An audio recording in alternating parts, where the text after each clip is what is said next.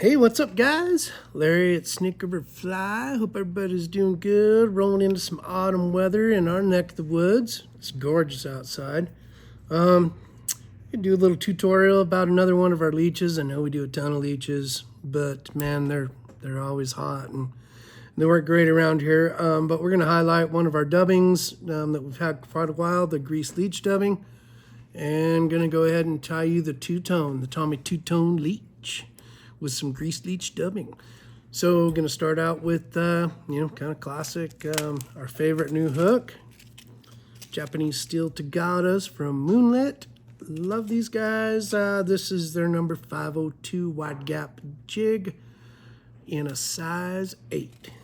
There's a super good bug going on right now in the slower parts of the river, and definitely all our still waters, Henry's Lake especially this last weekend.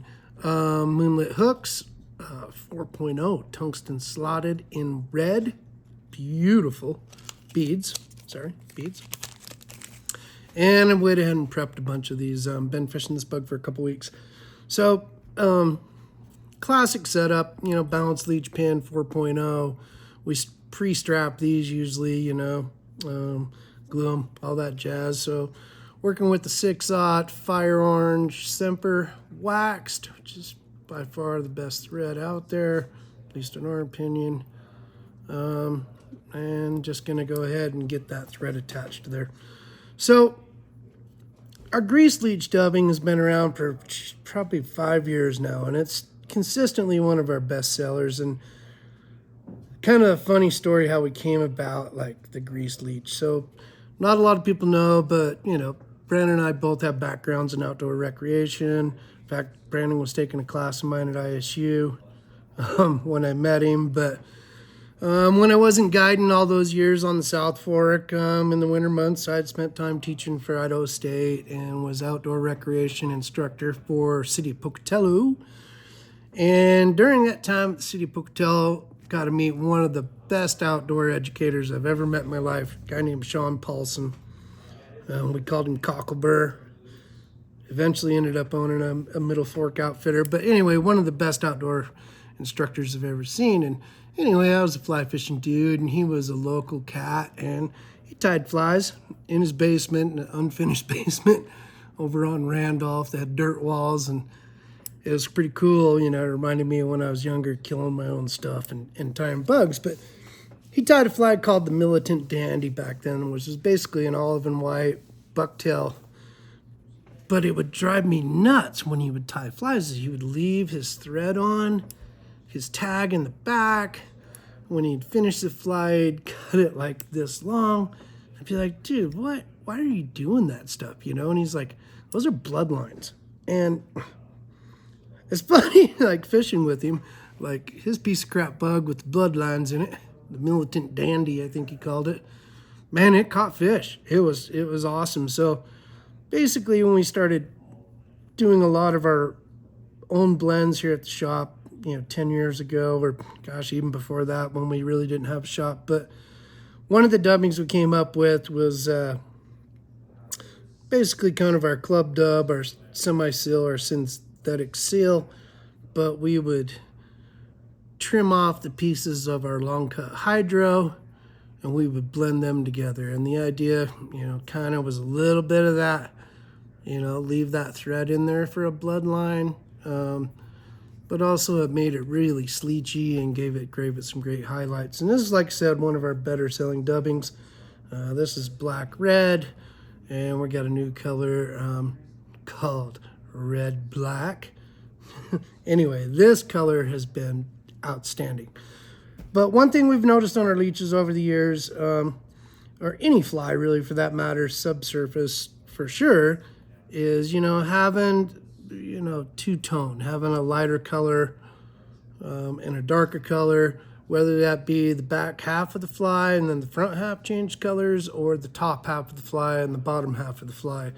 Doesn't really seem to matter. I mean, application given, but this thing has been really, really good. Just that much more buggy, especially in a balanced variety. And this has been the lights out thing for, I don't know, 10 days now or something. So go ahead and ode to Cocklebur. We're going to tie a grease leech Tommy two-tone here. So I've got my hook in, and I'm going to grab my black and red. Do these in brown and orange. Do these in tan and dark brown as well. Lately, been great. This fly is going to ride inverted in theory, right? We're going to have it tied on here. We're balanced. So we'll make the top half, or the first clump we tie in, our ventral side. And I just have taken a pinch of that dubbing, mustached it out, and I'm just tying it in with 2/3 of it hanging off the back and 1/3 of it hanging out the front. Let's go ahead and come up to where my pin ends and finish that up. I can pull that back or do whatever I want. It's not hurting anything right now. So now we'll come in with our two-tone, our hot spot, our hot tail, our undertail, the tail fire with the new red. I think we'll probably get something. This is probably going to be called Stillwater Red. Don't know yet, but it'll be the one true crimson red, maybe Henry's Lake red that you'll see on the site soon. That color has been the ticket. So we'll go ahead and do the same thing with our red and black. Once again, this is greased leech dubbing, and we get our two-tone kind of going down there.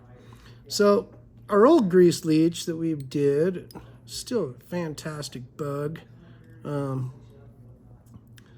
trimmed this, I could have left it, but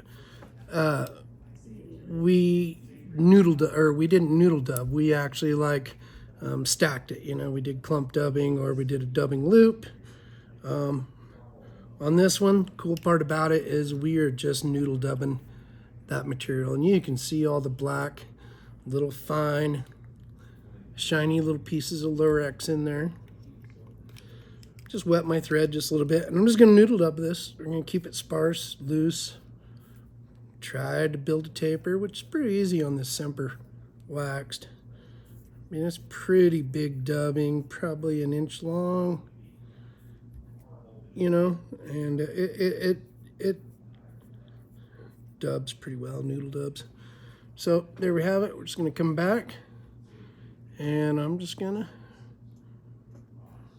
do touching wraps forward. I like to comb over the top to keep stuff slim as I go. That way I can kind of see what's going down, building a little bit of taper. Behind that jig eye right now, and then I'll jump in front of it, behind the bead, and it's getting a little whack, right? It came off, but I don't care. That's the cool thing about this dubbing. Just gonna do it anyway, and I'll just pull everything back. So this color's been rocking right now, but the ones I'm tying up and the ones that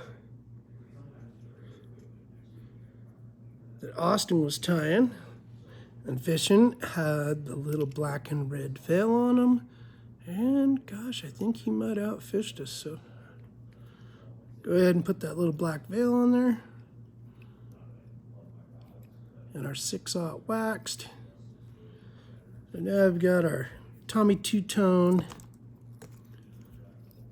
greased leech, or the Cocklebur leech, or the Polson leech, the Militant Dandy leech.